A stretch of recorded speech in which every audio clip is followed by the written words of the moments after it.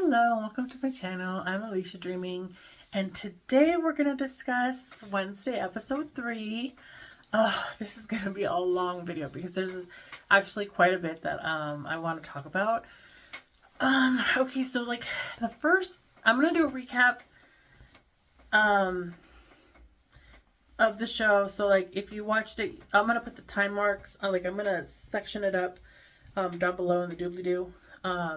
So you can just skip if you've already seen the episode. But if you want a refresher, I'm just going to give it real quick. So picking up where we left off in episode 2, Wednesday has a bag over her head, and the Nightshades, an elite group that Xavier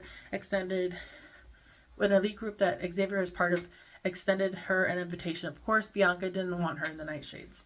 The next day is outreach day with the local town of Jericho, where never more students are helping out the town. So I watched this episode twice because I originally planned to film its review quite a long time. So much stuff happened and I forgot I had written this up and I just never got back to it. Anyways, so like so I had to go back and rewatch it, and I thought I would refresh my memory since I never got around to writing a script to the third episode. So the pilgrim in that drawing is Joseph Crackstone, the town's founder, who incidentally was responsible for burning witches and outcasts. There's a scene that seems classic Wednesday where she talks about how fudge wasn't invented during the Pilgrim's time, but in fact 258 years later, and she even mentions that the whole endeavor of Pilgrim World is, quote, a pathetic whitewashing of history, but doesn't actually say it in a way that gets through to the people she's saying it to, because, surprise, she's speaking in German. So like I mentioned before in my first video, that in Addams Family Values, that Wednesday was very against the whole whitewashing of history, especially Thanksgiving. You know, that's the one with Raul Julia, Christina Ricci, and Angelica Houston. So I was rather disappointed with the fact that in Wednesday, the show, her ancestor was a white blonde girl that was a pilgrim. I really honestly was hoping that she was going to be descended from an indigenous girl. Burton seems to only care about the plight of the outcasts, pilgrims, or the ones burned as witches, which, yes, was a tragedy, but it is the only mention of the of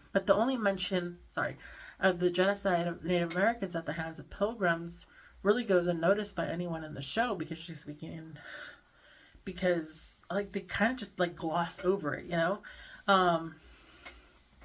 It's especially frustrating because during Wednesday's German tirade, she mentions the oppression of the indigenous inhabitants of the Amazons that grew the cacao.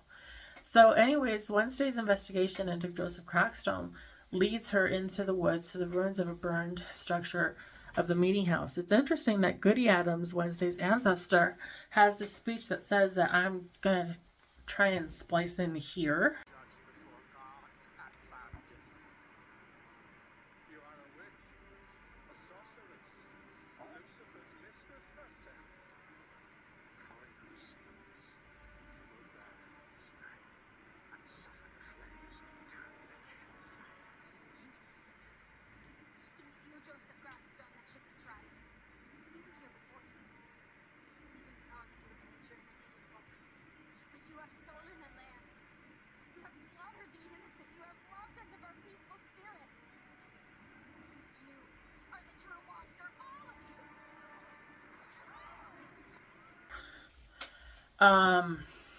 So like Goody Adams alludes to the life that Native Americans have, but there's not a single Native American to be seen in this episode. Like, yes, it was tragic that pilgrims burned so-called witches, but it wasn't their greatest evil act by far. The way they disposed of the Native Americans should have gotten at least a mention in the show.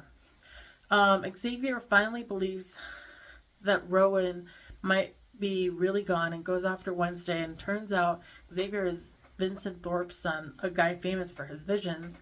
This is the scene where Wednesday asks Xavier if he's mansplaining her power to her. Somehow it goes from being really raining in the woods to sunshine again in the town square, where the dedication of Joseph Crackstone's statue is being held.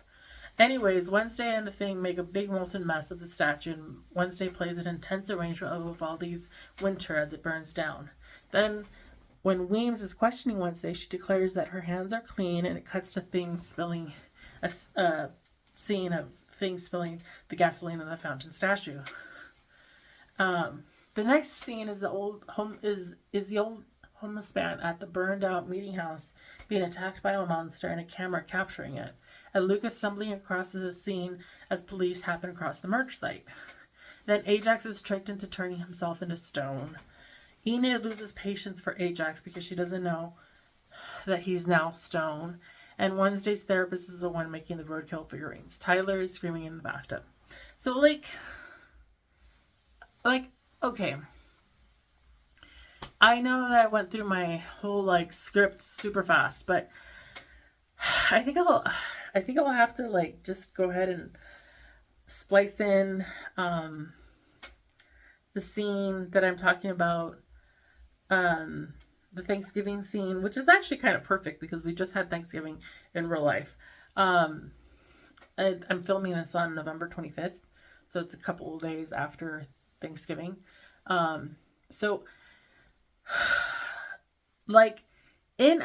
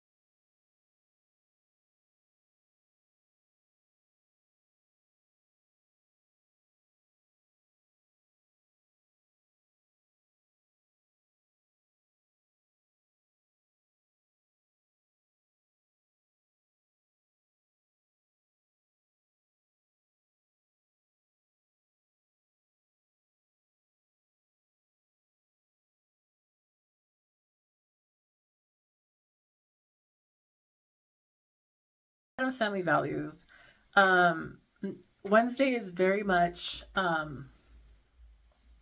against Thanksgiving.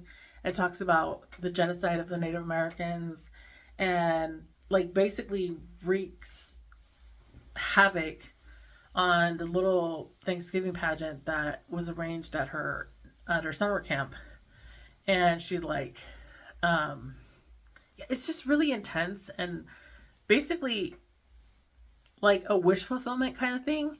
And it's really, I really loved it. I really love that scene so much and Addams Family Values. And I feel like he's going back and like, yeah, obviously Gomez Addams in the Wednesday movie is still Latino, and he's actually darker than Raul Julia was. But like, they missed a perfectly good opportunity to talk about maybe like indigenous heritage in Wednesday's family and stuff. Like, I don't know why Goody Adams couldn't have been from Morticia in the show. So like it could have been Morticia's great grandmother instead of an Adams, you know, like it could have been, or maybe Goody Adams will marry an indigenous character. But I mean, it's like, yeah, they're talking about one tragedy, but I feel like if you're going to measure tragedies, you should really start out with the fact that the genocide of the indigenous Americans was way bigger than the witch hunts in like Salem and stuff and New England. It's very frustrating and I get really tired. But on the other hand, I have some basically I am a huge fan of Jenna Ortega now because she did this okay, so her co-star in the Scream franchise, Scream 5 and Scream 6, Melissa Barrera posted an article, and it was literally, she was not being anti-Semitic at all. And a lot of people are conflating, because of this genocide, there are a lot of people are conflating the whole speaking out about the Palestinian genocide, and they're conflating that with anti-Semitism. And it's like, no, there's actually a lot of Jewish people who are against the genocide of the Palestinians. And like the article that Melissa Barrera linked to on her Instagram was literally by a Jewish, it was like by a Jewish author, or like I have to go look at it again. I'll post it right here in post, and I'll link to the actual thing that she posted. Anyways, the Scream producers, Spyglass, fired her from Scream 7. And Jenna Ortega, in protest, was like, well, forget it. I'm not going to be in it if Melissa Barrera is not in it. So she quit from Scream 7. So now I'm like, I have to watch all of the Jenna Ortega stuff because like she's amazing and I will die for her because she's using her power in Hollywood. Like she's like one of the Hollywood's it girls right now. And it's like, I feel like she's like, I know Melissa Barrera has some success in Hollywood, but I feel like Jenna Ortega is a much bigger star than Melissa Barrera ever was. And so like I'm glad that Jenna Ortega is like making a stand, and I hope it doesn't affect her with Wednesday's second season. But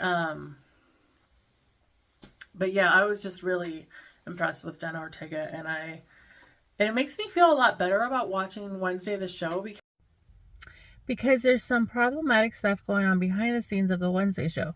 Like, okay, obviously I cut myself off from the previous